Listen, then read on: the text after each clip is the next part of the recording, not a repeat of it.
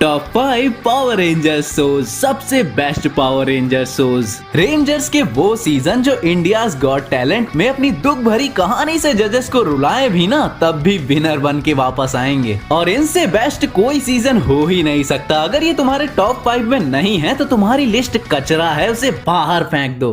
अरे नहीं मजाक था। अगर तुम्हें इनके अलावा कोई और पसंद है तो अपनी टॉप 5 लिस्ट कमेंट जरूर करना। तो हेलो वेबटास्टिक फैंस, मेरा नाम है सत्यम मिश्रा और समय को सर आंखों पर रखते हुए चलिए शुरू करते हैं। तो नंबर 5 पे है मिस्टिक फोर्स। आइए हम जुल्म मिटाने को, बाजी लगाने को, बचाने जमाने को। मुश्किल अब हो जाएगा बचना, हमें समाई है मिस्टिक फोर्स से। निशान हम बुराई का मिटाएंगे, हम नहीं पीछे हटेंगे, ना पीछे हटेंगे। वादा अपना सब ये हम मिटाएंगे या मिटेंगे। चलो चलो चलो चलो। अब मैंने अपने वीडियो में बताया था कि इस शो में कमियां थी और उन कमियों को नजरअंदाज नहीं किया जा सकता। इस लिस्ट में यही इकलौता शो ऐसा था जिसमें सही में निगेटिव पॉइंट्स हैं जिनके बारे में मैं कंप्लेंट कर सकता हूं। पर ये सीजन ऐसा था जिसे मैं कंटिन्यू होते हुए देखना चाहूंगा, दोबारा बनते हुए देखना चाहूंगा। ना सिर्फ इसने मुझे बेस्ट येलो और पिंक रेंजर्स में से 2 दिए, बल्कि इसने दिया हमें मैजिक। पावर रेंजर्स और जादू का ये मिलन ऐसा नहीं था कि बकवास हो। इन्होंने ना सिर्फ मैजिक को यूज किया पर उसे पूरी रेंजर हिस्ट्री में सबसे बेस्ट मेथड बना दिया पावर्स का।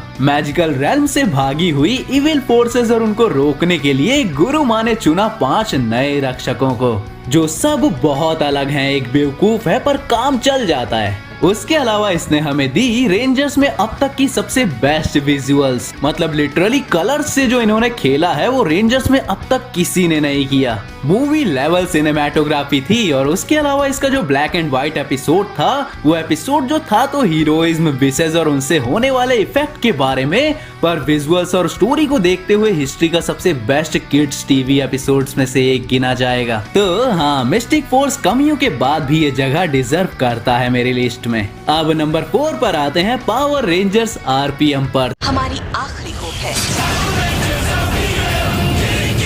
सुपर हीरोज का काम होता है दुनिया को बचाना, लेकिन क्या हो अगर दुनिया को कोई बचा ही ना पाया हो तो? क्या हो अगर अवेंजर्स एग्जिस्ट नहीं करते हो और अल्ट्रॉन पूरी दुनिया को तबाह कर देता हो तो? यही कहानी है आरपीएम की। एक कंप्यूटर वायरस वेंजिक्स पूरी दुनिया खत्म कर चुका है और एक शहर अपनी आखिरी सांसों तक लड़ रहा है और उसको बचाने के लिए एक पूरी आर्मी है, पर उसके साथ है रेंजर्स जिन्होंने अपनी जान पे खेलकर दुनिया बचाने का वादा किया है। इसके सारे कैरेक्टर्स में कुछ ना कुछ स्पेशल है। उनको बहुत अच्छी तरह लिखा गया है कि तुम उनके फैन हो जाओगे। उनकी कहानियां भी बहुत इंटरेस्टिंग है और इसका विलन रेंजर्स हिस्ट्री के बेस्ट विलन्स में से एक है। और जो प्लॉट ट्विस्ट इसमें आते हैं वो सारे हमें हुक करके रखते हैं कि क्या होगा आगे। एक ऐसी दुनिया जो तबाह हो चुकी है, एक ऐसा शहर जहां हमेशा डर रहता है कि जो लोग वेंजिक्स के कांटेक्ट में आ चुके हैं वो किसी दिन कंट्रोल खोकर अपने ही साथियों पर हमला कर सकते हैं। ये पावर रेंजर्स के बेस्ट सीजन्स में से है जिसमें स्टेक्स हमेशा हाई रहते हैं। दुनिया हमेशा पूरी तरह खत्म होने की सीमा पर रहती है। मौत हर तरफ दिखती है और इतनी अच्छी स्टोरीज कि तुम्हारा इंटरेस्ट एक पल को भी नहीं खोएगी। अब नंबर 3 पर है dino thunder rangers.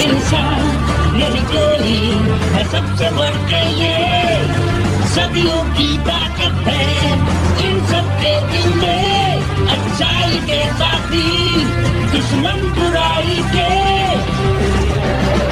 Power rangers के, पावर रेंजर्स के। अगर मैं कोई सीरीज मानता हूँ जिसने लेजेंड टॉमी की इज्जत की है, उसे वापस फिर से वही लाइट दी है जो वो डिजर्व करता था, तो वो यही सीरीज है। उसके अलावा इस बार पहली बार था कि जो रेंजर्स का मास्टर है यानी टॉमी, उसे इतनी डेप्थ और कैरेक्टर डेवलपमेंट दिया है। उसके अलावा इस सीजन के सारे रेंजर्स सबसे बेस्ट टीम में से एक हैं। हर किसी की अपनी अपनी कहानी है और हर कहानी कई जगह रिलेटेबल भी है, इमोशनल भी है, तो वो हीरो वाली फीलिंग भी देती है। कीरा फॉर्ड के रूप में हमें बेस्ट रेंजर गर्ल भी मिली जिस पर हम सब ने सिंप किया है, पर साथ ही साथ उससे इंस्पायर भी हो सकते हैं। और उसका कैरेक्टर इतना एपिक था, स्टाइल, टैलेंट या कुछ भी हो, वो बस बेस्ट थी। और ये पहली बार था कि पावर रेंजर्स के सीजन का कोई विलेन बाहर से आया खतरा ना होके, बल्कि खुद एक रेंजर ने उसकी क्रिएशन में मदद की हो और दूसरे रेंजर से उसका इतना गहरा रिश्ता हो। ऊपर से डबल पर्सनैलिटी वाला खेल, इविल व्हाइट रेंजर, इतनी सारी कहानियां, इतनी awesome fight scenes, Dino Thunder का क्या बोलूं, ये कतई जहर सीजन था।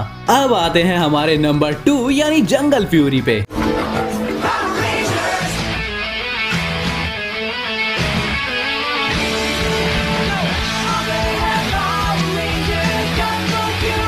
अब इसको लेके मुझे गुस्सा आता है कि लोग इसके बारे में बात नहीं करते। ये बहुत अंडररेटेड सीजन है जिसको लोग अपनी लिस्ट में भी नहीं रखते। कई लोगों ने तो इसके ऊपर नए पावर रेंजर्स को रखा है जिनके पास स्टोरीज ही नहीं है। शो ने ना हमें ऐसा विलन दिया जो इतना एपिक था कि तुम उससे नफरत भी करते थे और पसंद भी करते थे। उसकी खुद की जर्नी इतनी अच्छी थी कि बाकी रेंजर विलन्स फीके लगने लगे थे। वो विलन जिसने रेंजर्स के सीजन में इविल साइड का रुख ही बदल दिया। उसके बाद उनका मास्टर जो खुद एक रेंजर था, उनके साथ लड़ता था और उसके अकेले का कैरेक्टर कई रेंजर्स की टीम्स को मिला दो तो भी उनसे बेटर था। उसके डायलॉग, उसके सिखाने का तरीका, उसकी स्टोरी, सब कुछ बेस्ट थे। और उसके अलावा रेड रेंजर जिसने हमें सिखाया कि मेहनत करते रहो तो कामयाबी मिल ही जाती है, चाहे रेस में सबसे पीछे ही क्यों न रह जाओ। और इसका पावर लेवल की ताकत कोई बाहर का गैजेट नहीं देगा, पर असल पावर तुम्हारे अंदर है, तो अपने अंदर की स्पिरिट जगाओ और शुरू हो जाओ। इन सब के बाद इसने हमें सबसे कूल मॉर्फर्स भी दिए, तो ये वो जहर सीजन है जिसकी लोग कदर नहीं करते क्योंकि ये ग्राउंडेड है। और आखिरी अपना नंबर 1 रेंजर सोज यानी SPD।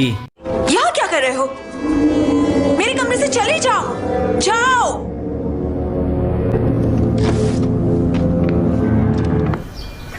हमें तुम्हारे लक्षण बिल्कुल ठीक नहीं लग रहा है, तुमसे ना हो पाएगा। इस शो ने बहुत सारी चीजें पहली बार की थी, जैसे कि हमें एक ऐसी रेंजर डांस जो शो खत्म होने के बाद एडल्ट मूवीज में काम करने लग गई। क्या बोला तूने?